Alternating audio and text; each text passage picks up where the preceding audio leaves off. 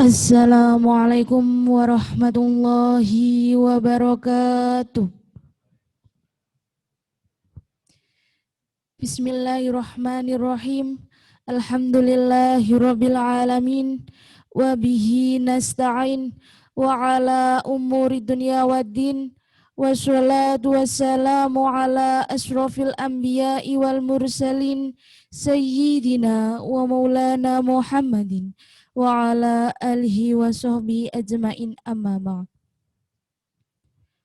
Hadratul muhtaram para alim ulama yang kami taati, kepada yang terhormat Profesor Dr. Suprapto DEA selaku Kepala Lembaga Layanan Pendidikan Tinggi Wilayah 7 sekaligus narasumber kuliah umum perdana pengenalan kehidupan kampus bagi mahasiswa baru Universitas Islam Darul Ulum Lamongan tahun akademik 2020-2021. Yang kami hormati Ibu Haja Ainul Masruro SHI MH selaku Rektor Universitas Islam Darul Ulum Lamongan. Yang kami hormati Dr. Anda Haja Hotima Suryani MAG selaku Wakil Rektor Bidang Akademik dan Kerjasama.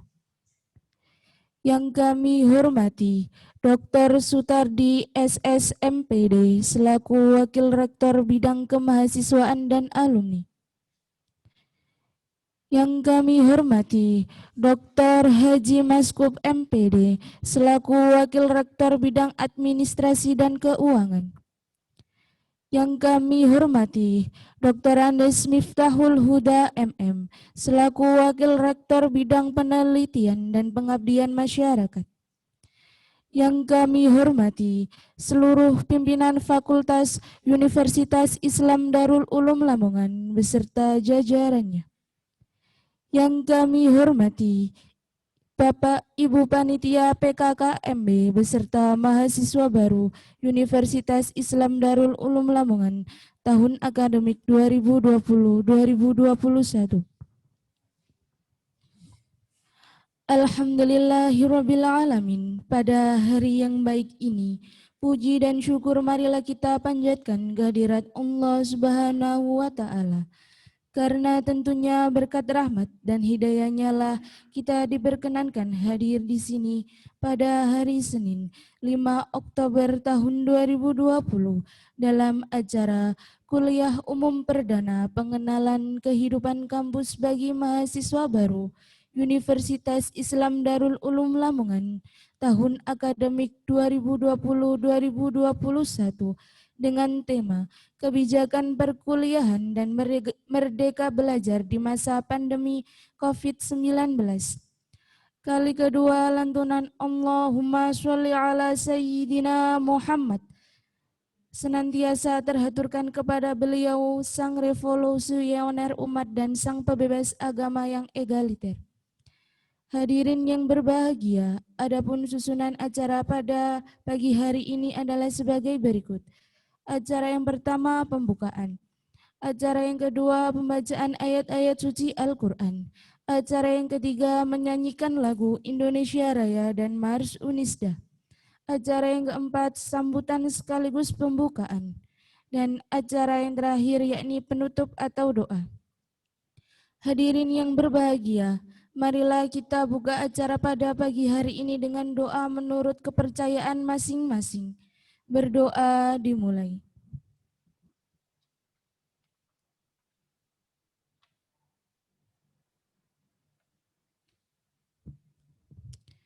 Berdoa selesai. Acara yang kedua yakni pembacaan ayat-ayat suci Al-Quran yang akan dibacakan oleh Rekanita Yuyun Rizkiatul Ilmiah. Kepada Rekanita Yuyun Rizkiatul Ilmiah kami persilahkan. Assalamualaikum warahmatullahi wabarakatuh.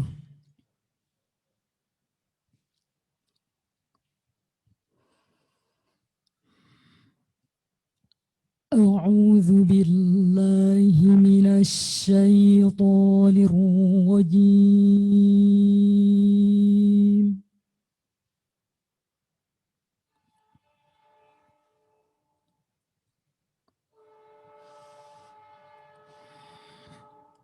بسم الله الرحمن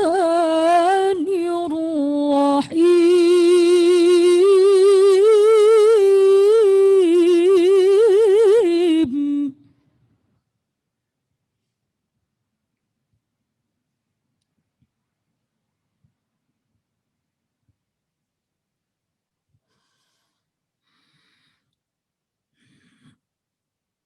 يا أيها الذين آمنوا إذا قيل لكم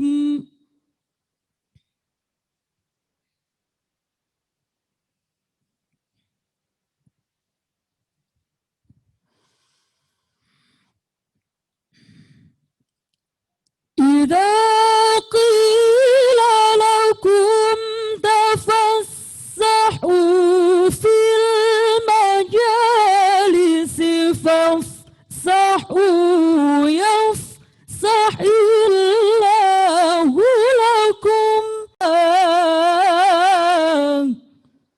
يرفع الله الذين آمنوا منكم والذين أوتوا العلم درجات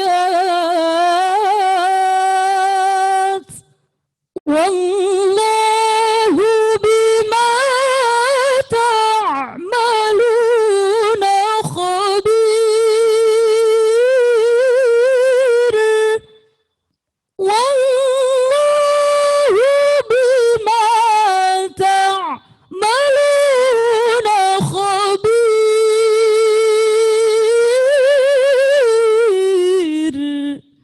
والله بما تعملون خبير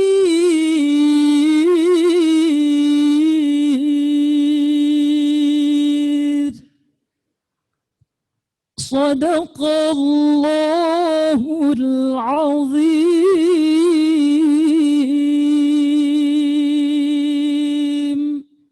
Assalamualaikum warahmatullahi wabarakatuh. Maha benar Allah atas segala firman-Nya. Kepada rekanita Yuyun Rizki Atul Ilmiah kami sampaikan terima kasih. Acara yang ketiga yakni menyanyikan lagu Indonesia Raya dan Mars Unisda. Hadirin kami mohon berdiri.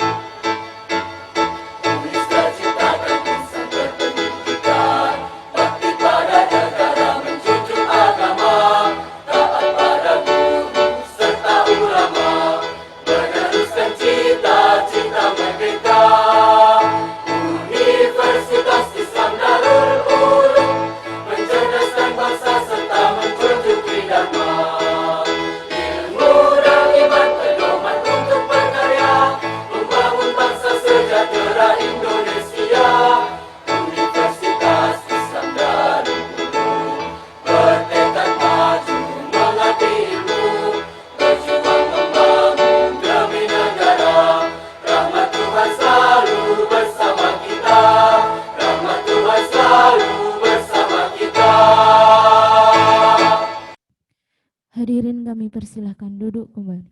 Acara yang keempat yakni sambutan sekaligus pembukaan kuliah umum perdana. Kuliah umum perdana mahasiswa baru Universitas Islam Darul Ulum Lamongan tahun akademik 2020-2021 yang akan disampaikan oleh Ibu Haja Ainul Masrurah SHIMH. Kepada Ibu Haja Ainul Masrurah SHIMH kami persilahkan. Assalamualaikum warahmatullahi wabarakatuh. Alhamdulillahirabbil alamin. Wassalatu wassalamu ala asrofil anbiya'i wal mursalin sayyidina wa maulana Muhammadin wa ala alihi wa sahbihi ajma'in. Amma ba'du. Yang terhormat Kepala Lembaga Layanan Pendidikan Tinggi Wilayah 7 atau yang biasanya disingkat dengan LLDikti, Profesor Dr. Suprapto DIA, yang pada kesempatan kali ini berkenan untuk memberikan kuliah umum kepada para adik-adik mahasiswa baru Universitas Islam Darul Ulum tahun akademik 2020. Yang terhormat Wakil Rektor Bidang Akademik dan Kerjasama yang pada saat ini juga telah bergabung bersama kita, Ibu Dr. Endah Hajah Khotimah Suryani MAG. Yang terhormat Wakil Rektor Bidang Umum dan Ketenagaan Bapak Dr. Maskup MH. Yang terhormat Wakil Rektor Bidang Kemahasiswaan dan Alumni Bapak Dr. Sutardi MPD. Yang terhormat Wakil Rektor Bidang Penelitian dan Pengabdian pada Masyarakat Bapak Dr. Andes Miftahul Huda MM. Yang terhormat segenap pimpinan fakultas yang hadir secara fisik maupun virtual di dalam Zoom, mulai dari dekan, wakil dekan, kaprodi, dan kepala unit. Yang terhormat panitia PKKMB yang sejak seminggu yang lalu telah menyiapkan segenap acara dari mulai persiapan PKKMB yang 2 hari kemarin kita lakukan sampai hari ini, dan insya Allah sampai akhir semester ganjil ini berakhir. Semoga mereka tidak berputus asa, tetap semangat ya bersama dengan adik-adik mengawal PKKMB ini sampai tuntas.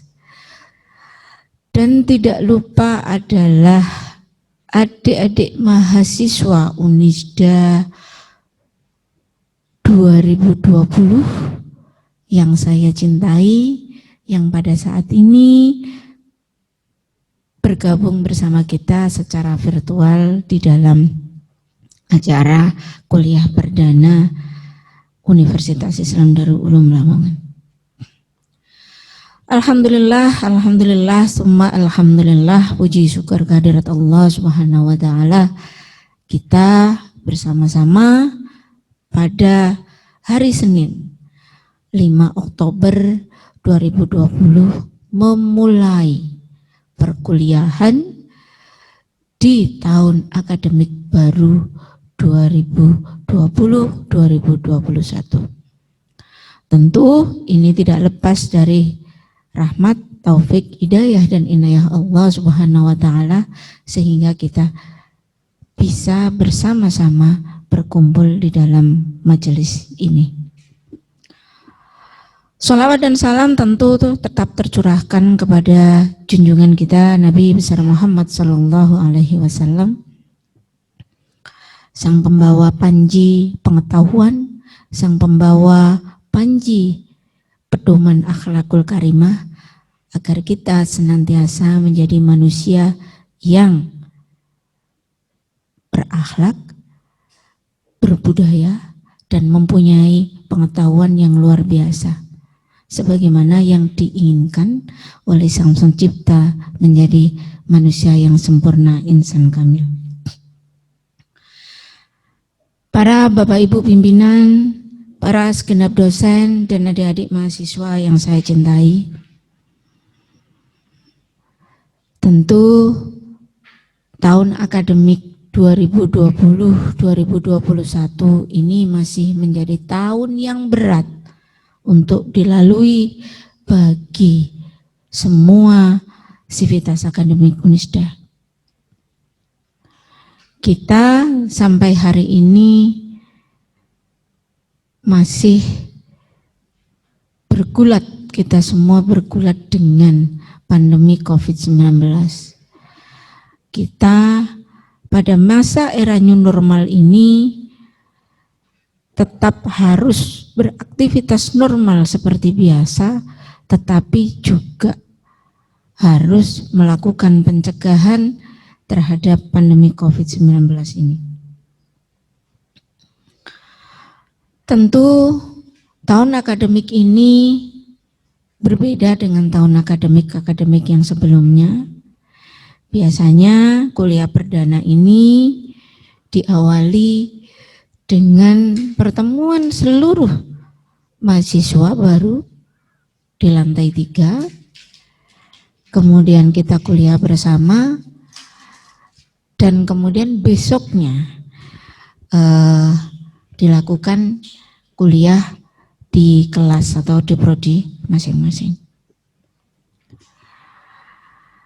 Namun karena pandemi ini kesempatan itu tidak bisa kita lakukan, tetapi kuliah pada kesempatan kali ini juga tidak menghilangkan makna bahwasanya tanpa bertemu secara langsung kita juga bisa melakukan kuliah secara daring. Adik-adik mahasiswa yang saya cintai, tentu keadaan ini juga tidak menyenangkan bagi kita semua. Tetap bertemu bertatap muka sebenarnya adalah model interaksi bersama-sama sesama manusia sebagai makhluk sosial. Tapi apa mau dikata, peraturan pemerintah, keadaan yang terjadi pada masa kali ini memaksa kita untuk harus tetap melakukan aktivitas bersama dengan daring. Oleh karena itu, saya tidak banyak akan memberikan kuliah, hanya sekedar tips saja. Karena ini berbeda dengan tahun-tahun sebelumnya.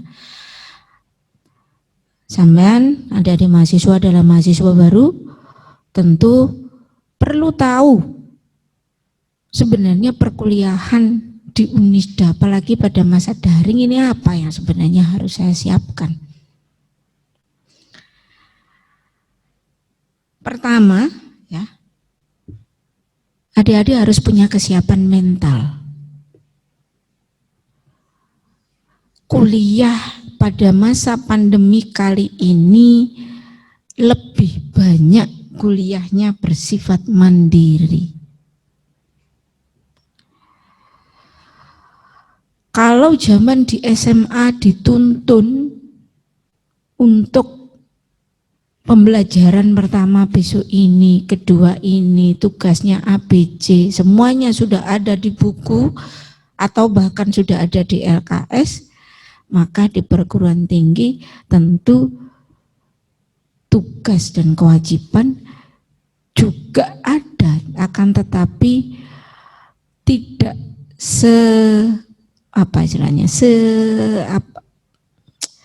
seperti pada saat di SMA.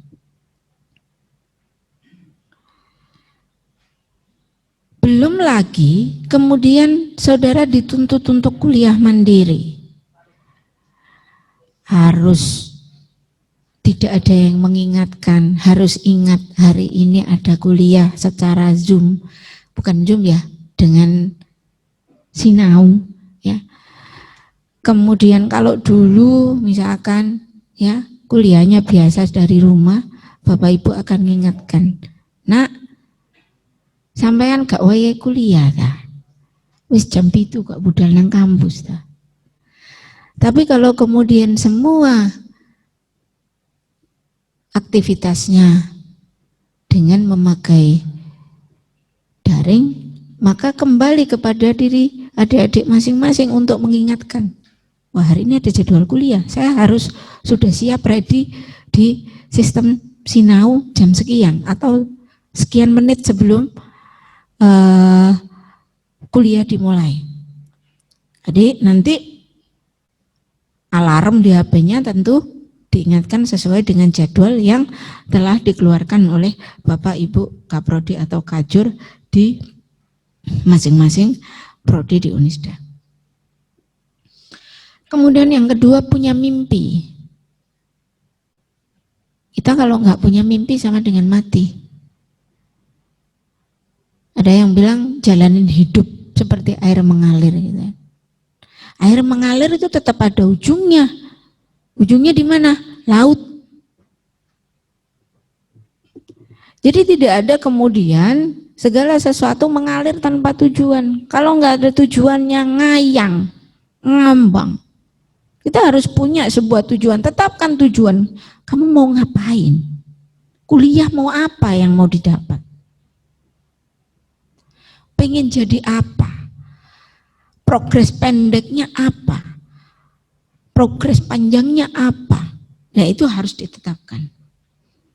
Nah untuk menetapkan mimpi, apa yang harus dilakukan? Manajemen waktu. Tadi kuliahnya sudah mandiri. Nggak taunya, nanti kuliah masih jam 8. Ini ada drakor, bagus nih, nanggung. Khataman tinggal 40 menit lagi gitu kan. Masih sempet lah. Nanti mandinya di skip dulu, ya kan? Mandi skip dulu atau ke kamar mandi sambil bawa HP nonton drakor itu. Gak taunya kesenengan, gak berasa itu drakor ternyata yang biasanya 40 menit ternyata durasinya 1,5 jam. Selesai kuliah tinggal ngasih tugas doang. Udah nggak boleh absen oleh dosen. Nah, ini termasuk manajemen waktu yang tidak bagus. Maka harus ditetapkan manajemen waktunya seperti apa. Kapan? Bu, saya Kak sekaligus kerja, bantu orang tua. Siapkan. Kapan kemudian harus bekerja, kapan kemudian harus kuliah. Atau kemudian ada untungnya sebenarnya kuliah daring. Kalau misalkan kerjanya ini bersamaan dengan kuliah, kalau misalkan pimpinan di tempat kerja adik-adik ini memberikan toleransi, maka bisa melakukan kuliah di tempat kerja. Kemudian yang selanjutnya adalah strategi belajar. Setiap orang itu punya banyak kecerdasan. Ada yang bilang ada 4 kecerdasan, 7 kecerdasan, 12 kecerdasan. Tapi setiap orang punya model gaya belajar masing-masing. Ada yang dia harus lihat gambar. Kalau dia nggak lihat gambar, dia susah memahami. Ada yang kemudian dia baca saja, dia sudah paham. Ada yang kemudian dia harus melalui proses diskusi untuk kemudian paham dalam sebuah topik. Jadi mau coba balik ping 5 sampai bukunya lecek, tetap tidak paham. Tapi ketika dia melakukan diskusi dengan teman-temannya, dia kemudian memahami alurnya. Ada yang kemudian dia belajarnya itu harus ngoret-ngoret dulu. Ya, bukunya harus ditandai, kemudian dia pindah ke catatan kecil ya, kemudian dia baru paham. Dan setiap orang itu berbeda cara belajarnya. Yang tahu adalah adik-adik sendiri, di mana kemudian saya bisa paham sebuah materi itu bagaimana cara belajarnya. Nah, kenali passion sampean, kenali passion adik-adik saya. Kalau pahamnya ini kalau diterangkan tidak paham-paham, gimana ya? Apalagi kuliahnya daring, bisa nggak diulang? Bisa nggak ngechat Bapak Ibu, tadi kuliahnya poinnya apa ya? Gitu. Nah, nanti tanya sama pembimbing akademik. Jadi adik-adik nanti didampingi oleh pembimbing akademik yang akan membimbing adik-adik selama kuliah di Unisda sampai lulus. Jadi kalau ada persoalan terkait dengan akademik, terkait dengan cara belajar, nanti bisa tanya secara personal kepada dosen pembimbing akademik. Nah, untungnya apa? Kita belajar pada masa milenial ini, semua itu bisa direkam. Nggak paham sekarang kalau merasa bahwasanya daya ingat saya ini agak-agak lemah, susah konsentrasi. Saya cuma bisa konsentrasi 5 menit pertama, 5 menit kedua setengah, 5 menit selanjutnya udah ngawang nggak jelas kemana. Sudah asik dengan lihat HP, lihat Instagram, lihat Facebook dan media sosial yang lain. Tetapi saya ingin prestasi akademik saya bagus. Nah, dilalahnya gitu kan, dilalahnya itu bahasa Indonesianya apa?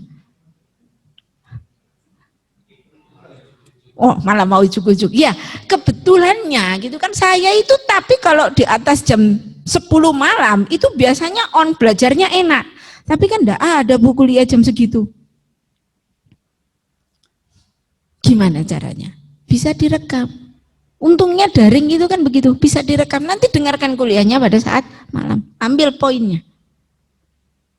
Ya, itu salah satu strategi belajar. Tapi akan banyak sekali strategi-strategi belajar yang nanti sesuai dengan kondisi adik-adik mahasiswa. Punya mimpi itu juga yang terakhir adalah harus punya relasi, punya perkawanan, punya lingkungan yang baik. Ini sangat mempengaruhi. Sampean kalau kepingin menjadi seorang jurnalis, menjadi seorang wartawan, ya, di sini ada Bapak Ibu dosen yang sangat kompeten di bidang jurnalis. Kita punya prodi pendidikan bahasa Indonesia, pendidikan bahasa Inggris, pendidikan bahasa Arab, yang semuanya adalah terkait dengan tulis menulis. Tetapi kalau kemudian teman-teman ngumpulnya tidak satu frekuensi, nggak akan bisa mendukung cita-cita sampean, mimpi sampean. Pengen menjadi aktris, pengen menjadi pemain teater yang bertalenta, misalkan seperti Sujiwo Tejo misalkan. Tetapi ngumpulnya bukan dengan anak-anak yang satu frekuensi, ngumpulnya dengan anak-anak yang misalkan minatnya kepada fotografi, minatnya kepada pencak silat, tetapi pengennya adalah ahli di bidang seni peran. Nggak ngumpul sama teman-teman, nggak nyambung. Joko Sembung naik ojek, nggak nyambung, Jack. Ya. Jadi relasi pertemanan itu penting untuk mendukung kalian maju, untuk mendukung kalian melesat lebih baik.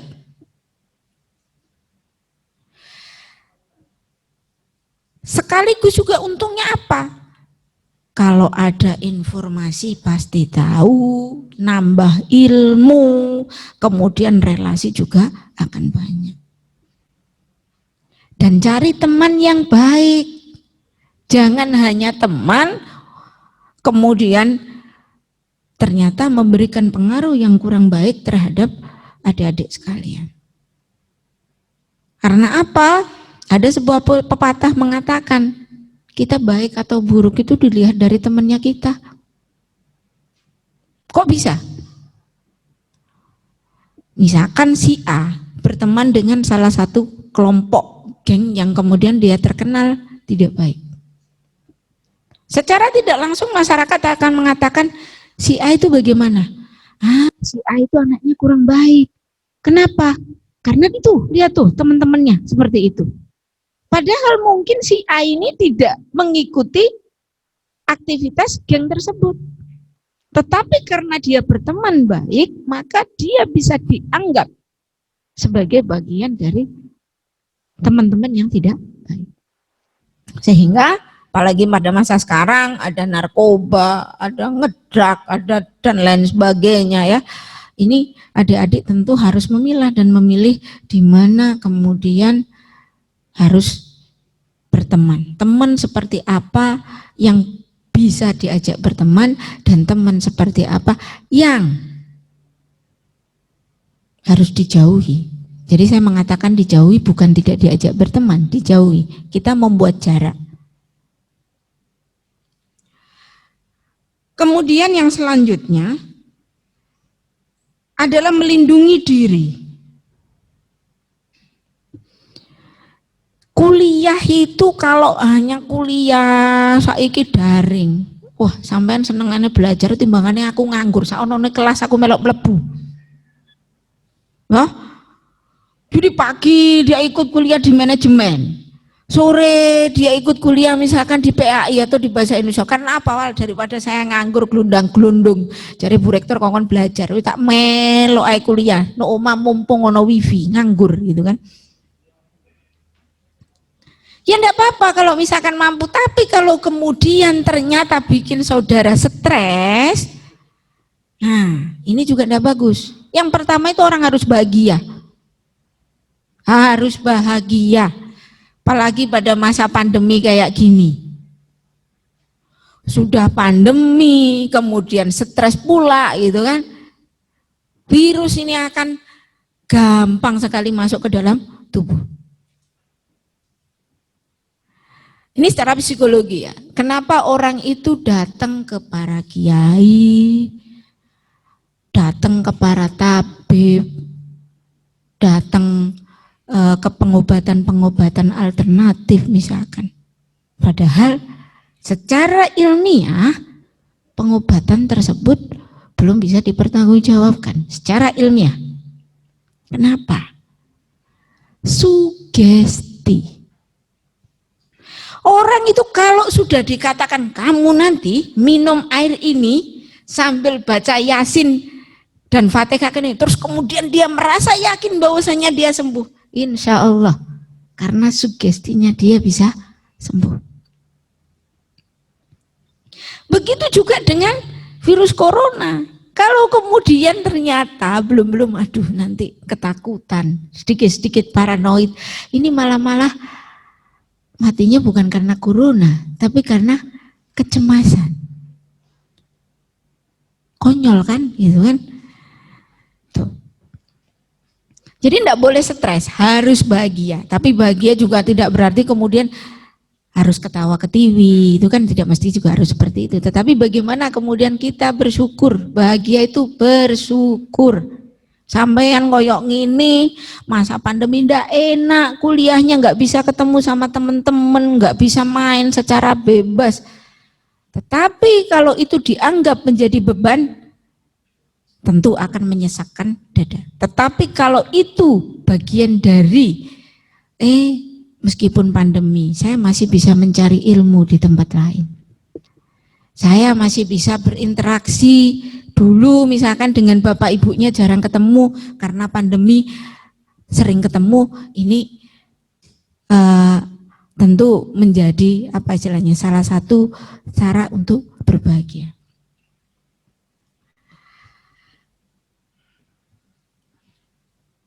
Yang tidak kalah pentingnya melakukan pencegahan COVID juga dengan olahraga. Jadi kalau misalkan kita terlalu serius belajar, itu ya juga enggak asik juga. Harus seimbang. Senang olahraga, olahraga. Senang nonton drama Korea, nonton. Senang jalan-jalan naik gunung, silahkan. Tidak ada yang kemudian melarang, tetapi jaga dirinya. Karena apa? Ya balik lagi, kalau kemudian stres ya, kalau kemudian stres tidak bahagia, itu penyakit gampang sekali masuk ke dalam tubuh kita masing-masing. Yang selanjutnya, persiapan kuliah. Jadi kalau kemudian zaman dulu, ya bukan dulu ya, kemarin-kemarin,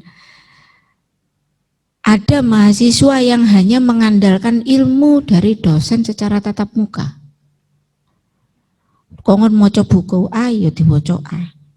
Kongon maca artikel B ya dibaca. Tetapi sekarang dengan kuliah mandiri, tentu pengetahuan ini secara terbuka ada. Tinggal kita mau atau tidak mengembangkan diri sendiri. Bahkan mungkin bisa jadi para mahasiswa ini kalau dia mempersiapkan topiknya secara lebih baik, bisa jadi pengetahuannya ngalah-ngalahi dosennya. Kalau dosennya tidak update. Misalkan tentang pembelajaran jarak jauh. Misalkan. Kalau dosennya tidak update, ilmunya hanya ada di dalam buku, ya hanya sebatas itu. Tapi kalau kemudian mahasiswa ini, wah ini rancangan pembelajarannya minggu depan tentang ini, coba saya siapkan. Dia mungkin juga lebih update dibanding dosennya. Tetapi itu kan, tentu dosen ini kaya dengan pengalaman yang itu mungkin tidak dimiliki oleh mahasiswa. Jadi pengalaman itu guru yang paling berharga, sing gak ono nuk jero buku, gak ono nuk ngone internet. Ngomong pembelajaran jarak jauh secara teori A, B, C, D, E, F, G, tapi secara praktek saya yakin Bapak Ibu dosen ini lebih menguasai. Ya, karena nggak mungkin di buku ditulis ada mahasiswa yang rewel, ada yang kemudian ngechat, ada yang kemudian tanya begini dan sebagainya, nggak mungkin. Nah, tetapi kalau saudara mau mengembangkan diri, buka internet, buka buku, buka e-book, buka perpustakaan online, pengetahuan itu banyak tersebar di sana. Dan yang terakhir, disiplin. Disiplin pada semua pihak, disiplin pada diri sendiri. Bapak Ibu dosen juga Pak disiplin dengan jadwal mengajarnya. Sehingga apa? Mimpi, tujuan yang ingin dicapai pada kuliah di Unisda ini bisa dicapai. Nah, itu mungkin Bapak adik-adik sekalian tips ya. Karena yang lain kemarin juga sudah disampaikan di BKKMB, nah nanti juga kalau misalkan ada pendalaman-pendalaman nanti akan disampaikan oleh Bapak Ibu Kaprodi di fakultas masing-masing. Nah, ada kabar baik, insya Allah Prof. Prapto sudah masuk.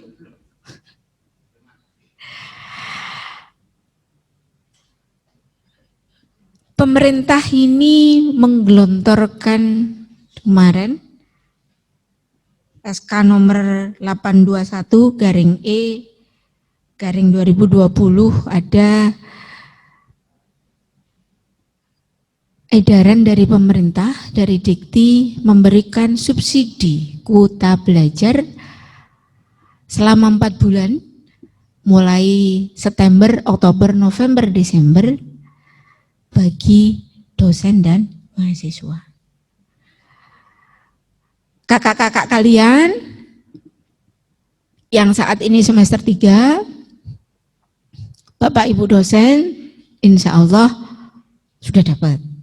Ya, ini bentuk komitmen pemerintah untuk mempermudah pembelajaran di masa pandemi seperti ini. Harapan saya, ya, saya berharap sebenarnya Prof. Prapto ada di dalam sini. Ini bisa kemudian dinikmati oleh para adik-adik mahasiswa. Tentu dari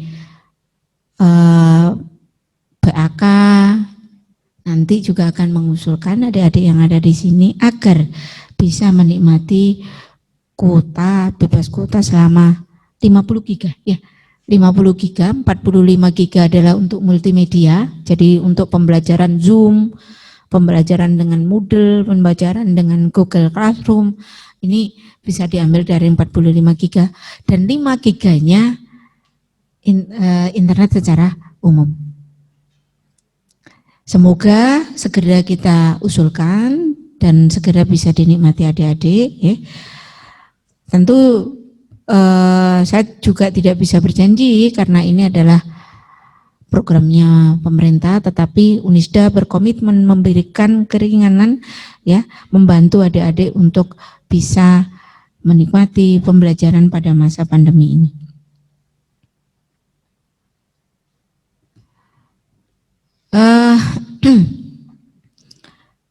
Adik-adik sekalian, insya Allah nanti setelah ini akan ada rapat pimpinan, ya.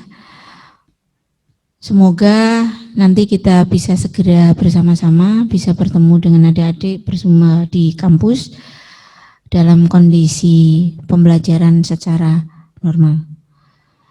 Saya cukupkan sekian dengan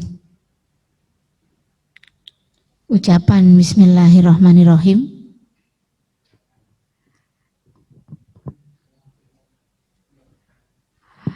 Kuliah perdana dengan tema kebijakan perkuliahan dan merdeka belajar di masa pandemi COVID-19 Universitas Islam Darul Ulum tahun 2020-2021 saya nyatakan dibuka.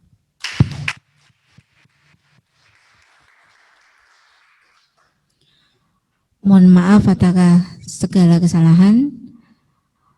Terima kasih pada semua panitia, semua pimpinan, dan adik-adik. Wassalamualaikum warahmatullahi wabarakatuh.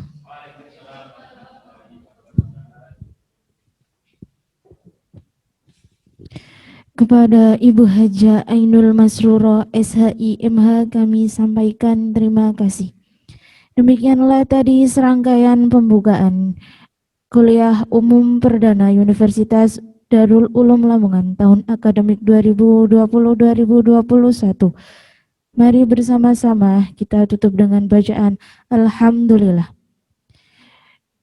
Acara selanjutnya yakni acara inti Kuliah Umum Kebijakan Perkuliahan dan Merdeka Belajar di masa pandemi COVID-19 yang akan disampaikan oleh Profesor Dr. Suprapto DEA selaku Kepala Lembaga Layanan Pendidikan Tinggi Wilayah 7 dan yang akan dipandu oleh Bapak Ahmad Solikin SIP MA selaku moderator pemateri. Kepada Bapak Solikin SIP MA kami persilahkan. Assalamualaikum warahmatullahi wabarakatuh. Yang saya hormati Bu Ainul Masruroh, Bu Haja Ainul Masruroh selaku Rektor Unisda dan seluruh pimpinan, jajaran pimpinan Rektorat, dan yang saya hormati Profesor Suprapto, ya selaku Ketua LDikti Kopertis 7. Baik, seluruh peserta kuliah umum perdana PKMB 2020, mari kita dengarkan materi langsung dari Pak Suprapto terkait dengan bagaimana kebijakan perkuliahan dan konsep merdeka belajar di era COVID-19 ini. Waktu dan tempat kami persilahkan kepada Prof. Suprapto untuk memulainya. Assalamualaikum warahmatullahi wabarakatuh. Waalaikumsalam warahmatullahi wabarakatuh. Saya langsung atau bagaimana? Monggo Prof, langsung saja dipersilakan untuk memberikan materinya. Mas Indra.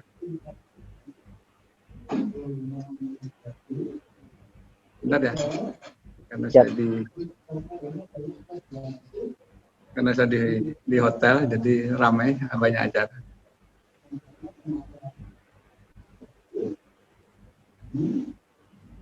Baik, Assalamualaikum warahmatullahi wabarakatuh. Waalaikumsalam warahmatullahi wabarakatuh. Apakah suara saya terdengar dengan baik? Terdengar, Prof. Baik ya, Alhamdulillah. Rektor Unisda, Universitas Islam Darul Ulum Lamongan, para sivitas akademika, dan tentu saja para mahasiswa baru yang insya Allah dirahmati Allah Subhanahu wa Ta'ala dan diberkahi Allah Subhanahu wa Ta'ala. Mohon maaf saya terlambat, sebetulnya bukan terlambat perjalanan, tapi ada acara sebelumnya mengisi acara. Jadi baru bisa sekarang, mohon maaf.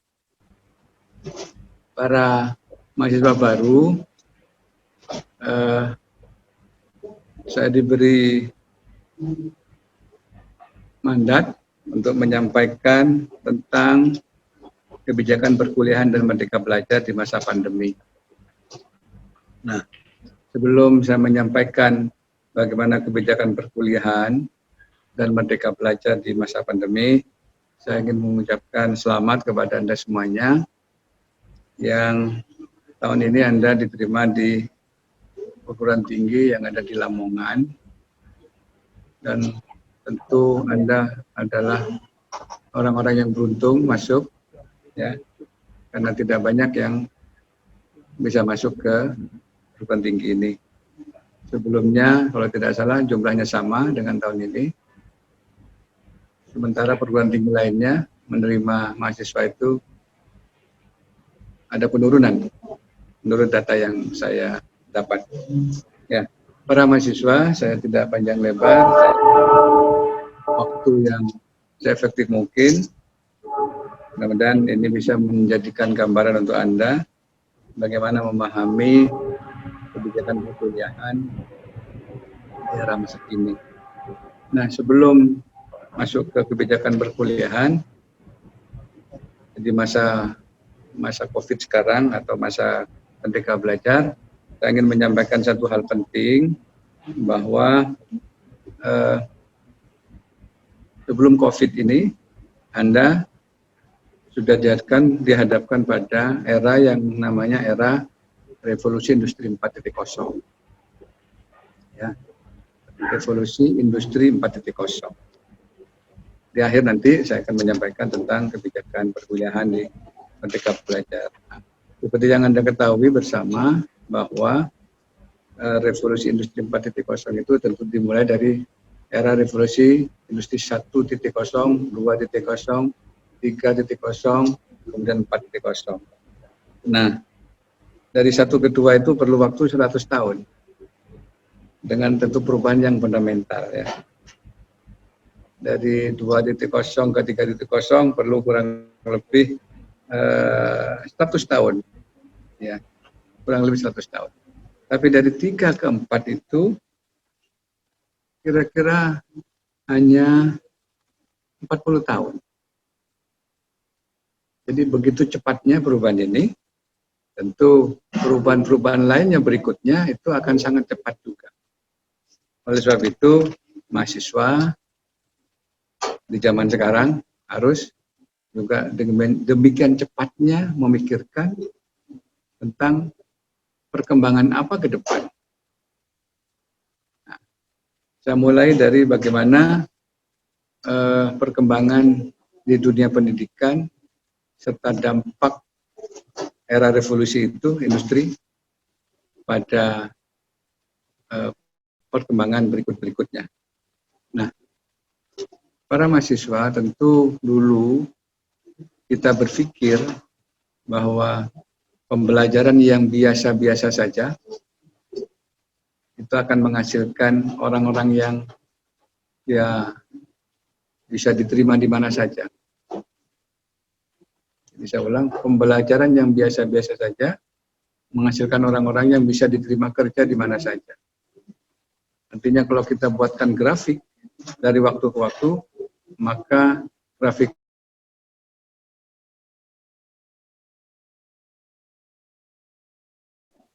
akan bisa konstan tapi naik. Tapi tidak demikian di era revolusi industri 4.0 ini. Tidak demikian. Eranya berubah, maka bisa jadi yang tadinya pembelajaran biasa-biasa saja, lulusannya itu tidak bisa diterima di mana saja. Bisa tidak diterima di mana saja. Karena pembelajarannya biasa-biasa saja. Itu yang kita sebut titik yang sekarang ini adalah inflection point. Titik infleksi, di mana kita harus merubah sikap semuanya. Apakah semua mahasiswa itu harus merubah? Ya. Pembelajarannya oleh pimpinan perguruan tinggi harus dirubah? Ya. Infleksi, titik di mana kita harus melihat di masa depan itu seperti apa. Harus segera berubah. Jadi jangan berpikir seperti biasa-biasa saja, bahwa saya memberikan pembelajaran pada mahasiswa begini biasa, bisa diterima di mana saja kok. Tidak. Sistem pembelajarannya bagaimana, sudah harus dirubah. Termasuk sikap-sikap mahasiswa, dinamisme mahasiswa dalam berpikir, itu harus dirubah. Nah, kita tahu bahwa masyarakat Indonesia itu ada sekitar 270 juta lebih ya. Ada yang mengatakan 271 juta jiwa. Dan ini merupakan populasi yang tinggi dan merupakan bonus demografi. Termasuk Anda semuanya di dalamnya. Kata McKinsey Global Institute tahun 2012 bahwa Indonesia itu akan menjadi ranking ke-7 dunia di tahun 2030. Kenapa? Karena tadi populasinya 271 juta. Banyak sekali.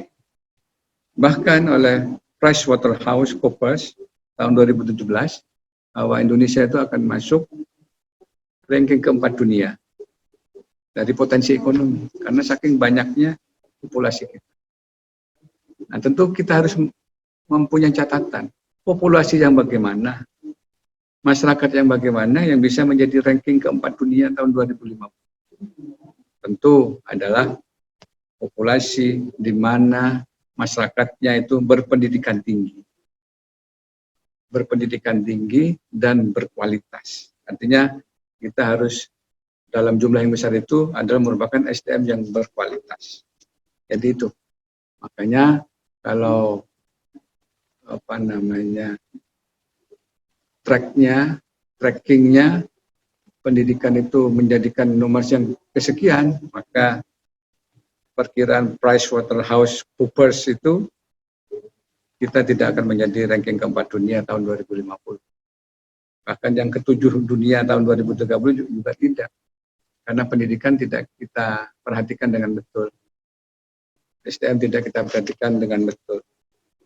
Nah, coba kita lihat berikutnya adalah bahwa SDM kita itu tahun sekarang ini, tahun 2018, bahkan 2019, Singapura ranking kedua. Ya, Malaysia ranking ke-25. Thailand ke-35.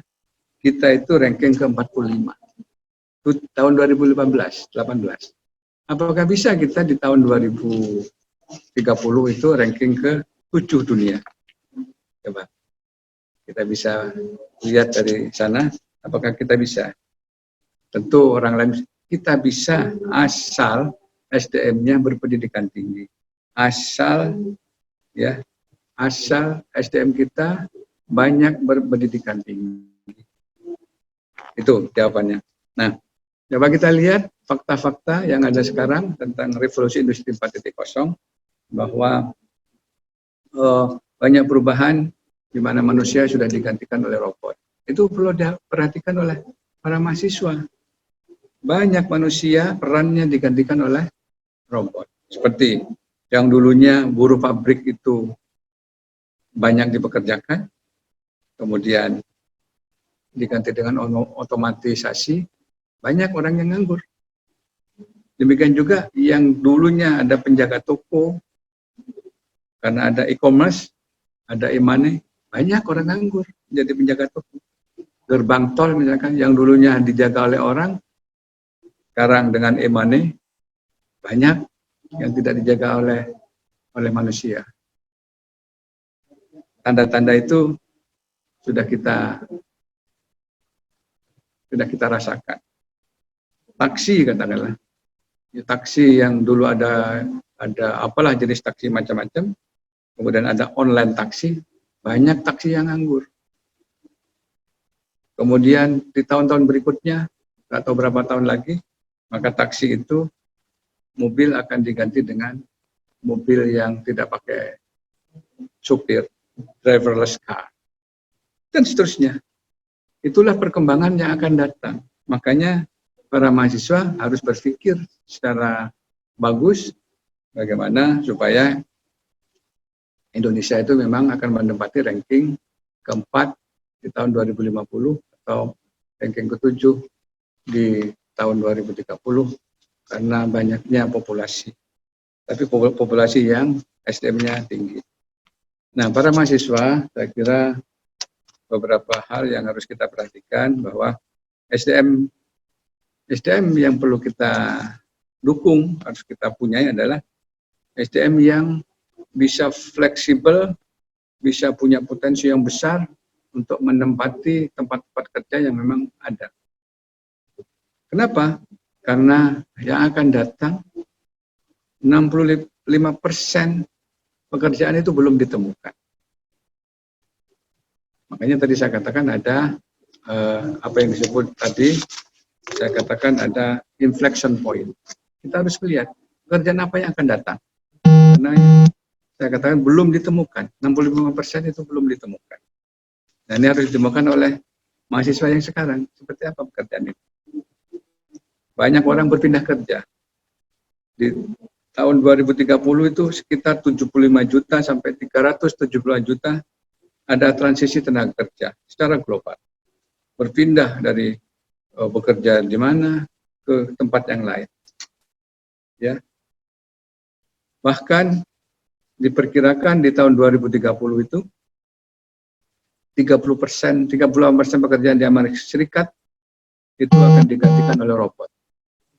30% pekerjaan di Inggris itu akan digantikan oleh robot. 35% pekerjaan di Jerman digantikan oleh robot. 21% di Jepang akan digantikan oleh robot atau otomasi. Jadi ini oleh bangsa kita, oleh kita harus kita perhatikan. Jangan sampai banyak pengangguran di masa datang. Jadi inilah gunanya bahwa Anda mulai masuk di perguruan tinggi ini harus sudah mulai memikirkan kira-kira pendidikan apa yang cocok untuk Anda, tetapi tidak hanya pendidikan itu yang Anda kembangkan, tapi Anda harus juga dipoles dengan hal-hal yang lainnya yang mendukung potensi Anda.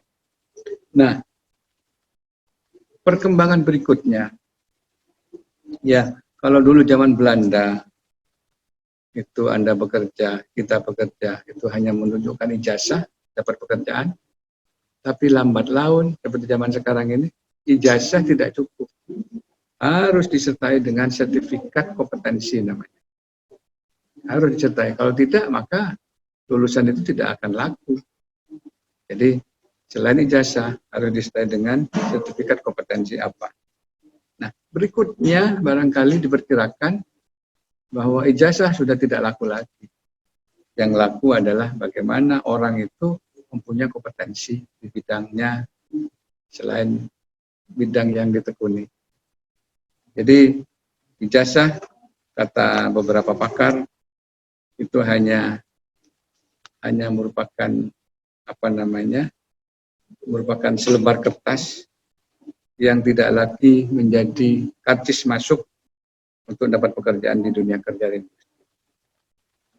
Makanya kompetensi harus kita punyai. Katakanlah ada pelamar di sebuah perusahaan, ada lulusan SMA, ada lulusan S1, tidak peduli itu.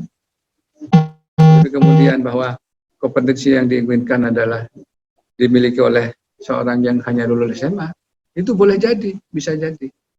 Karena yang lulus S1 tidak punya kompetensi yang ditawarkan oleh sebuah industri atau sebuah perusahaan. Makanya kita, para mahasiswa, berpikirlah mempunyai kompetensi tertentu, seperti yang diinginkan oleh dunia usaha. Beberapa tahun lalu atau sampai sekarang, Google, Apple, dan beberapa perusahaan lainnya itu sudah tidak butuh lagi ijazah untuk mempekerjakan untuk sebuah lamaran. Tidak ada ijazah yang ditanya. Yang ditanya adalah Anda bisa apa? Anda bisa apa? Itu.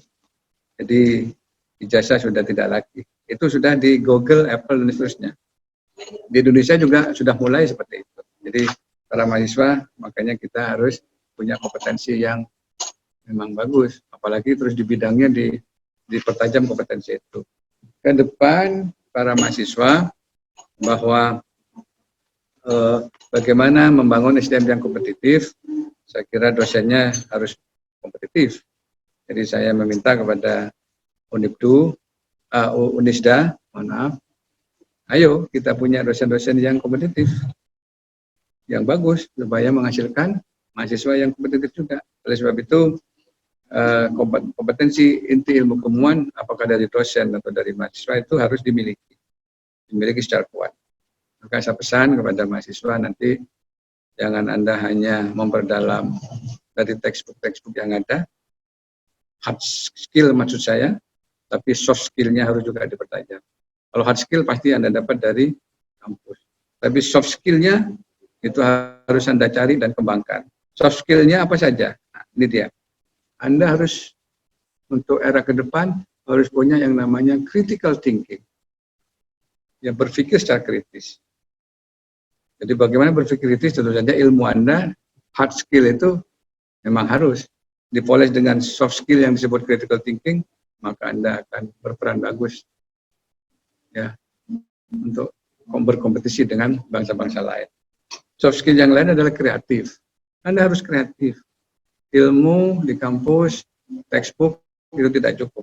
Maka Anda harus kreatif dalam melakukan sesuatu.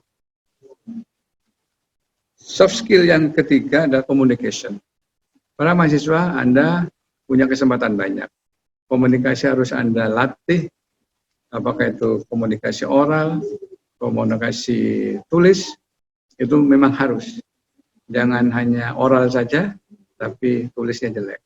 Tapi yang lebih penting lagi adalah komunikasi Anda jangan hanya menggunakan bahasa Indonesia saja. Harus juga dengan bahasa-bahasa asing, bahasa Arab, bahasa internasional lainnya yang akan dipakai untuk kompetisi di dunia ini dengan bangsa-bangsa lain. Ini komunikasi harus bagus. Yang terakhir adalah collaboration. Kolaborasi dengan tentu saja ya dengan pihak-pihak lain. Apakah teman Anda sendiri? Apakah dengan bangsa-bangsa lain? Apakah teman Anda di Indonesia atau teman lain di negara lain?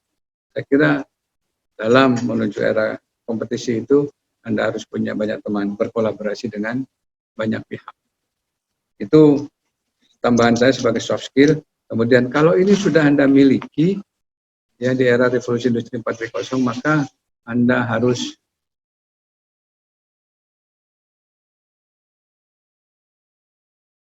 sampaikan bagaimana kebijakan perkuliahan dan mereka belajar di masa pandemi. Tentu ini terjadinya setelah adanya COVID, Bapak sekalian, para mahasiswa, yang jadi kebijakan perkuliahan. Saya sampaikan bahwa dalam waktu beberapa minggu ke depan, bahwa kondisi pandemi ini memaksa kita untuk menyesuaikan. Menyesuaikan apa saja. Menyesuaikan dalam pembelajaran, ya, jadi dosen-dosen harus siap dengan pembelajaran sistem baru, mahasiswa juga demikian. Jadi kondisi new normal, saya kira ini harus dijalankan oleh kita semuanya. Tapi yang paling penting adalah dalam masa sekarang, masa kampus merdeka belajar, jangan diartikan lain selain bahwa itu meningkatkan kompetensi. Yang ini jangan sampai kita ambruk karena pandemi COVID-19, tapi kompetisi kita mahasiswa juga akan ambruk. Tidak. Makanya kementerian punya kebijakan yang disebut dengan kampus merdeka belajar. Dan ini lahir sebelum adanya pandemi. Jadi itu lahir pada akhir Desember 2019. Kampus merdeka belajar dengan Permendikbud tahun 2020. Jadi intinya bahwa kampus diberi kemerdekaan untuk melaksanakan proses belajar mengajar. Bahkan sudah tertuang dalam Permendikbud 3 tahun 2020 bahwa boleh mahasiswa dalam meningkatkan kompetensinya merdeka belajar di luar kampusnya, bahkan boleh. Itu ada 3 semester ya. Kalau itu sarjana ada 8 semester, maka 5 semesternya di kampusnya atau di prodinya, maka 3 semester berikutnya itu bisa diatur. 1 semester boleh di luar prodinya, tapi masih di kampus itu. Yang 2 semester boleh di kampus lain. Ya, di kampus lain. Ya, di mana saja. Jadi 3 semester itu bebas Anda mengambil kuliah di mana saja di luar prodi yang 1 semester, terus di luar kampusnya 2 semester. Tapi itu harus diatur oleh perguruan tingginya supaya kompetensi Anda itu bisa memang tercapai. Bukan mengambil prodi-prodi sembarangan, bukan mengambil mata kuliah sembarangan. Tapi ini dalam rangka meningkatkan kompetensi. Itu yang disebut dengan merdeka dalam belajar yang diatur dalam Permendikbud 3 2020. Nah, khusus keadaan new normal dalam pandemik, maka kita harus hati-hati para mahasiswa. Saya kira belajarnya harus juga hati-hati. New normal itu diartikan bahwa kondisi kita tidak sama dengan yang sebelumnya. Kita harus hati-hati, waspada tinggi, disiplin yang kuat. Saya, karena di ruangan ini tidak ada orang, ada 1, maka saya tidak pakai masker. Ya, tapi Anda yang berdekatan dengan yang lain ya harus pakai masker. Itu salah satu new normal, pakai masker, jaga jarak, dan seterusnya. Kalau kuliah juga harus jaga jarak, dan seterusnya. Makanya kondisi normal itu harus menyesuaikan ancaman virus tadi. Harus hati-hati. Makanya Kemendikbud mengeluarkan kebijakan bahwa adaptasi terhadap kebiasaan baru antara lain adalah utamakan keselamatan mahasiswa, utamakan kesehatan mahasiswa, juga dosen, juga tenaga yang lain. Makanya kalau di kampus-kampus sekarang tidak ada perkuliahan, ya karena itu, karena utamakan kesehatan, keselamatan mahasiswa dan dosen. Dan itu juga tercantum dalam Kemendikbud yang baru, bahwa ada 3 hal ya yang perlu saya sampaikan dalam kebijakan Kemendikbud adalah bahwa tidak ada penundaan pelaksanaan tahun akademik 2020-2021. Tidak ada penundaan. Tetap dilaksanakan paling tidak di akhir Agustus 2020 atau paling tidak ya di bulan Oktober atau September, memperhatikan 16 minggu ya. Jadi itu yang pertama. Yang kedua, pembelajaran daring wajib digunakan untuk mata kuliah teori. Jadi yang sifatnya teori itu harus dilaksanakan secara daring, harus. Nah, kalau ada praktek, maka jika tidak dilaksanakan dengan daring, tidak bisa, maka harus dilaksanakan secara luring. Tentu harus diatur, apakah daerah tersebut, kota tersebut masuk daerah yang aman, tidak. Kalau bisa diatur, maka diatur pada akhir semester dengan pengaturan yang ketat. Dengan pengaturan yang ketat. Jadi, kalau itu praktek. Kemudian pelaksanaan penelitian, katakanlah aktivitas di lab, itu juga harus diatur. Apakah kalau dulunya tidak ada COVID itu ada 20 orang, maka kalau ada COVID ini diatur berjarak. Apakah hanya 4 orang bergantian? Harus diatur. Maka pada prinsipnya harus memperhatikan 3C. Ya, 3C. Closed spaces, ruang yang tertutup, harus dihindari itu. Jadi jangan sampai ada ruang tertutup. Harus terbuka, jendela dibuka, pintu dibuka, dan aliran udara supaya bagus. Dan yang kedua adalah crowded places, tempat kerumunan. Jangan sampai berkerumun.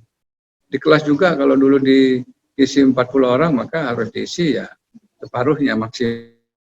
Assalamualaikum. Mohon maaf, Pak Prapto. Putus ya dari sana ya? Iya Pak, monggo dilanjut lagi. Mohon maaf atas kendala teknis. Baik. Monggo silakan Pak.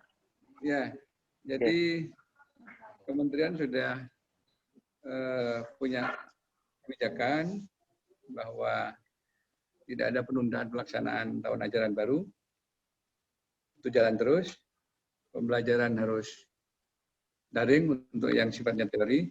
Kalau praktek, kalau dipaksa harus praktek, maka itu harus diatur sesuai dengan keamanan di daerah.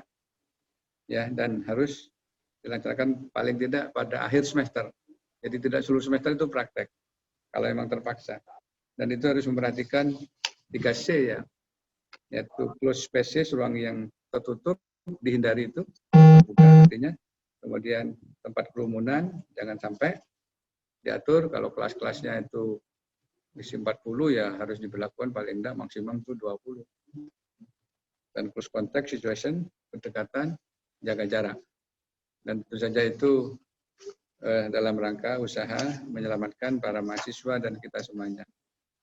Dan untuk mahasiswa tentu saja Kementerian juga punya kebijakan yang tidak bisa membayar SPP di semester 3, 5, ya selain semester 1 ya mahasiswa baru itu diberikan bebas SPP bagi yang memang membutuhkan, bagi yang memang memenuhi syarat, yang tidak bisa bayar SPP.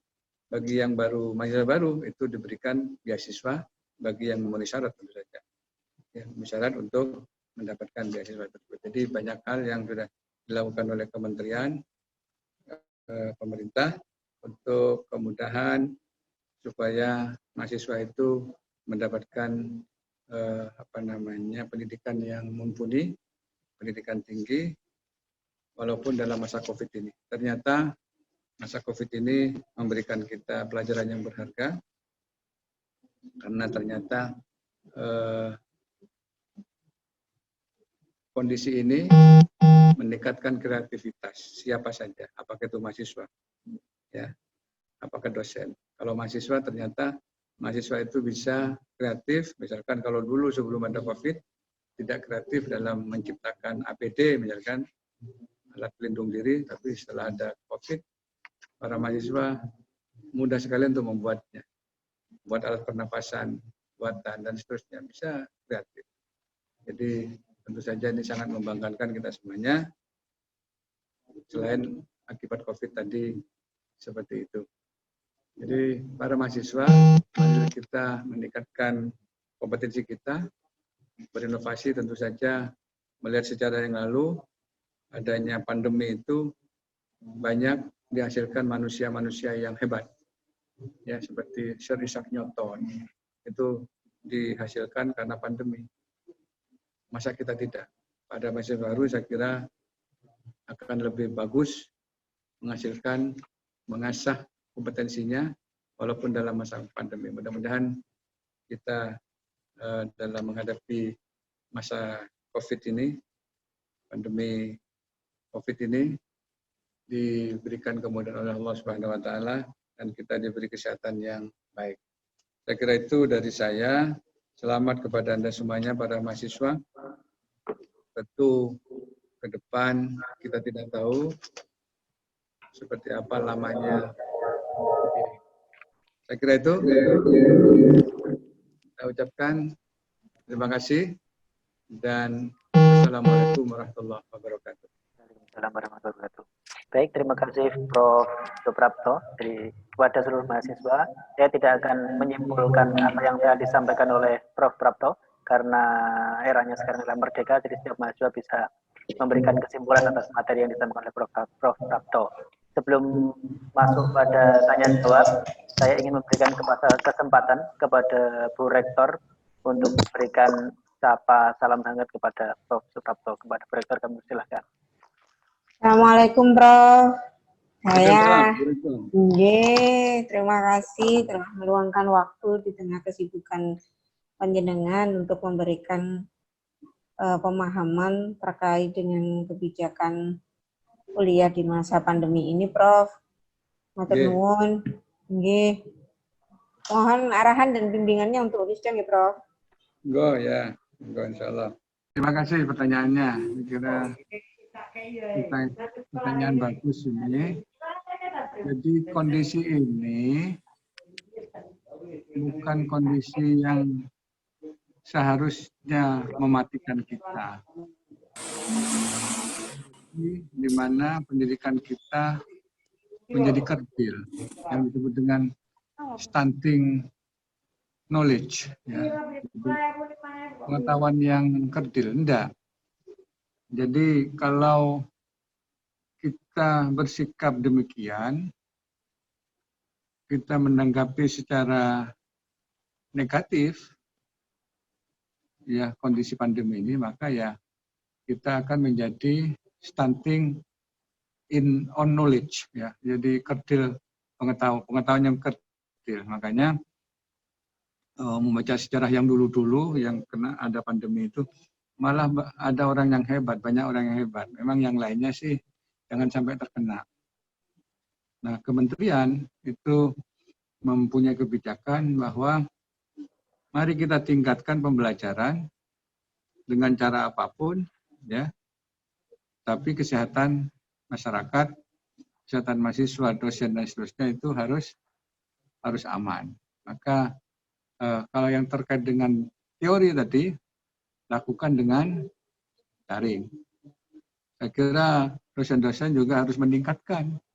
Kalau dulu kuliah di dalam kelas, maka kita harus punya materi-materi baru, materi-materi advance yang bisa membuat mahasiswa itu lebih paham, walaupun dengan daring.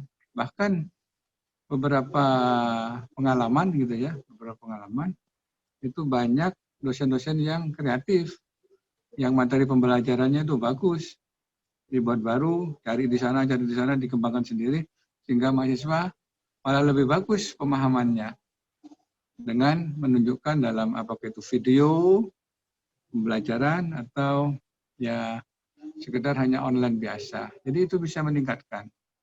Jadi jangan sampai bahwa kondisi pandemi ini membuat kita stunting in knowledge. Nah itu. Yang kedua, dari data-data yang ada ternyata kondisi ini membuat masyarakat lebih kreatif. Mahasiswa lebih kreatif. Lihat bukti bahwa masyarakat atau mahasiswa lebih kreatif, mahasiswa lebih banyak ya punya kegiatan bekerja sama dengan dosennya dalam penelitian, menciptakan alat-alat bantu untuk APD dan seterusnya, alat bantu untuk kesehatan melawan virus dan seterusnya, itu lebih kreatif. Dan ini mohon maaf kepada perguruan tinggi semuanya, ini harus punya nilai SKS. Jadi kegiatan yang dilakukan mahasiswa ini menciptakan APD atau apa saja, atau melakukan kegiatan kepada masyarakat, itu SKS-nya harus dihitung. Tidak seperti yang dulu-dulu, menciptakan APD nggak dinilai SKS. Sekarang dengan kurikulum kampus Merdeka Belajar itu dihitung SKS-nya. Misalkan tadi membuat APD ya, itu dihitung sebagai kerja praktek 2 SKS. Nah kalau dulu kan nggak ada hitungannya dulu sekali. APD sudah seakan-akan hanya sebagai support untuk wirausaha, enggak, itu ada SKS-nya. Dan dalam kampus Merdeka Belajar juga SKS itu katakanlah magang gitu ya, magang itu diatur. Magang itu bisa dalam 1 semester, kalau yang dulu-dulu itu magang paling enggak 1 bulan. Nah sekarang bisa magang itu 1 semester dan dihitung 18 SKS atau 20 dan seterusnya. Itu ada aturannya, yang sudah disupport oleh aturan yang ada. Makanya kembali kepada pertanyaan, maka saya agak yakin kalau itu diseriusi maka mahasiswa akan lebih efektif menjalankan proses belajar mengajarnya. Ya. Di samping memang ada negatifnya, tapi ya negatif itu bisa kita sebagai manusia itu bisa kita minimalisir ya. Saya kira itu ya mahasiswa. Mudah-mudahan kita selalu sehat dan kita bisa meningkatkan, jangan sampai kita terperangkap pada akibat dari COVID itu. Kita harus sebagai manusia pasti fleksibel, kita pasti bisa menghindar, kita punya jalan keluarnya. Saya kira itu hanya ujian dari Allah Subhanahu wa Ta'ala, dan insya Allah kita pasti bangun melawannya. Saya kira itu ya. Assalamualaikum warahmatullahi wabarakatuh. Assalamualaikum warahmatullahi wabarakatuh. Untuk pertanyaan selanjutnya terkait dengan bagaimana sistem perkuliahan ke depan dalam bulan-bulan ke depan ini, apakah menggunakan sistem Sinau yang ada di aplikasi tersebut, dan selanjutnya apakah tidak ada tatap muka secara bergantian. Mungkin dua pertanyaan tersebut akan dijawab langsung oleh Bu Rektor. Monggo dipersilakan.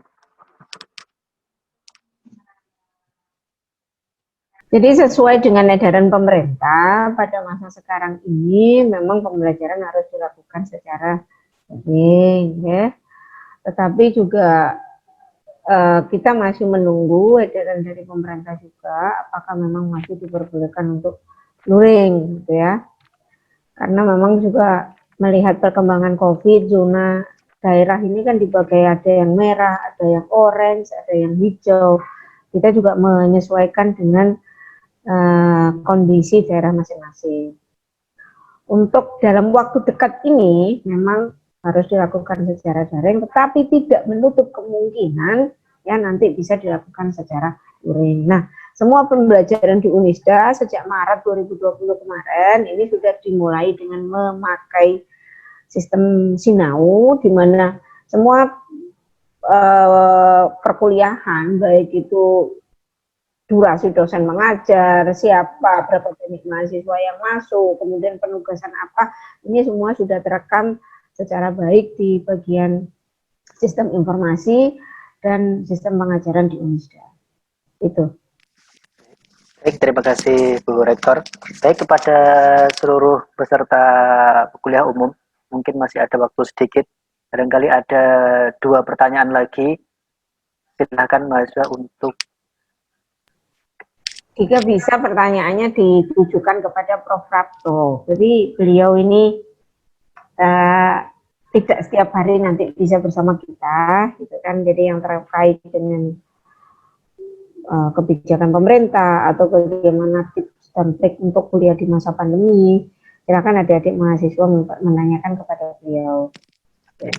Ya, terima kasih Bu Rektor. Jadi seluruh mahasiswa diharapkan pertanyaannya ditujukan kepada Prof. Prapto atau terkait dengan kebijakan umum pemerintah kita terkait bagaimana pendidikan di era pandemi ini. Jadi lebih diluaskan lagi pertanyaannya. Baik, silahkan untuk raise hand. Oke, Mas Lukmanul Hakim, monggo silahkan pertanyaannya.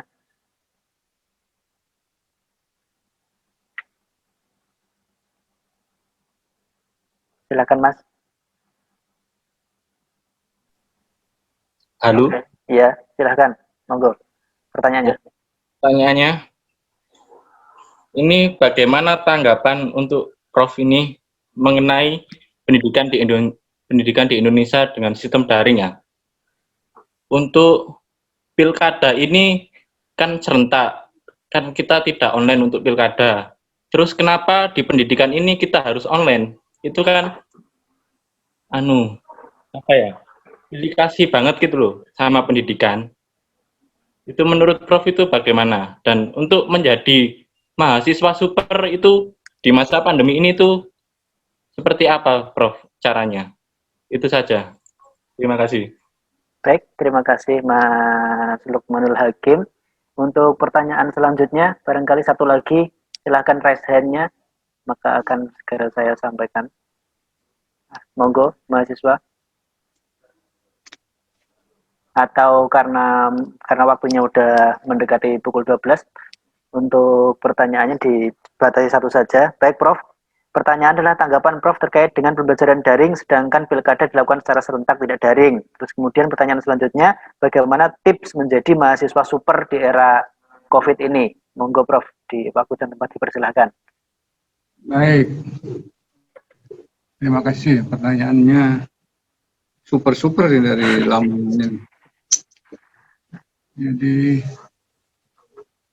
ya, nah pilkada setahu saya juga harus mengikuti protokol kesehatan. Makanya ada aturan-aturan itu yang harus dilaksanakan. Tapi itu urusan komisi KPU ya, katanya mau dibuat. gitu ya, seperti apa. Ya semuanya harus mengacu pada protokol ya, protokol kesehatan manusia lah. Nah, di pendidikan ya kita terapkan itu. Jadi kita terapkan tidak ada kuliah, artinya tidak ada kuliah bertatap muka ya. Kuliahnya ada daring kan gitu. Tentu jangan diartikan daring itu kok begitu ya, enggak. Jadi kok begitu itu artinya begitu dalam konotasi negatif, itu pembinaan perguruan tinggi harus mengantisipasi itu. Artinya perkuliahan di kita itu misalkan pengalaman dari UT, Universitas Terbuka itu kan bagus pelaksanaannya ya. Bagus pelaksanaannya. Kuliah-kuliah yang dilaksanakan orang di luar negeri itu juga bagus. Makanya perkuliahan daring itu harus memang kontennya bagus. Konten pembelajarannya bagus, substansinya ya bagus. Jangan sampai bosan karena daring aja terus. Itu kalau masalah kebosanan. Jadi masalah kebosanan harus dihindari oleh pengajar ya, jangan sampai materinya materi apa ini. Jadi harus bagus, konten-kontennya bagus, menarik gitu loh, ya. Jadi itu sebetulnya beberapa saat lalu sebelum COVID ada program dari kementerian sebelum COVID ya, ada kuliah yang dilaksanakan daring, bagaimana mengembangkan kuliah daring. Itu memang ada konten khusus itu yang bagus. Itu jadi pada pimpinan perguruan tinggi harus pesan kepada dosen-dosennya jangan kuliahnya itu ya kuliah yang membosankan, apalagi terus mahasiswa harus mendengarkan terus. Harus dibuat bahwa forum daring itu menarik gitu loh. Ya, menarik. Itu salah satu contoh. Kemudian bagaimana menjadi mahasiswa super ya. Yang super itu biasanya 1-2. Tidak semuanya super 1-2, yang super. Pasti ada itu, pasti ada. Jadi walaupun masa COVID apa-apa itu pasti ada dihasilkan manusia-manusia yang super. Tentu manusia yang super atau mahasiswa yang super itu kalau apa yang dilakukan itu super juga. Super menghadapi COVID, ya, super bertindak menghadapi COVID, dan seterusnya. Jadi saya kira kita itu bisa menjadi mahasiswa super, asal apa yang kita lakukan ya super.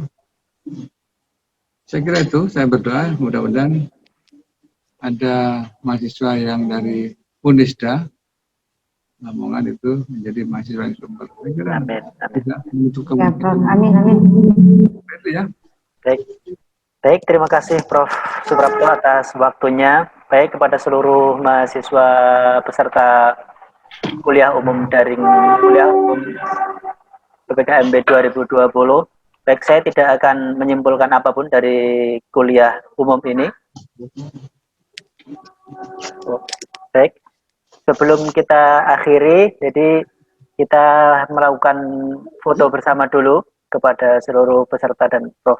Suprapto. Untuk seluruh peserta mengaktifkan videonya, akan diambil foto bersama oleh tim SI. Silakan di-on-kan kameranya terlebih dahulu.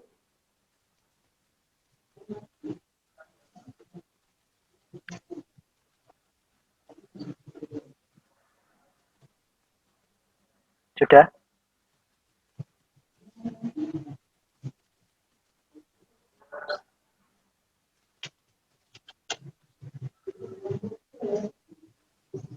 Satu, dua, tiga.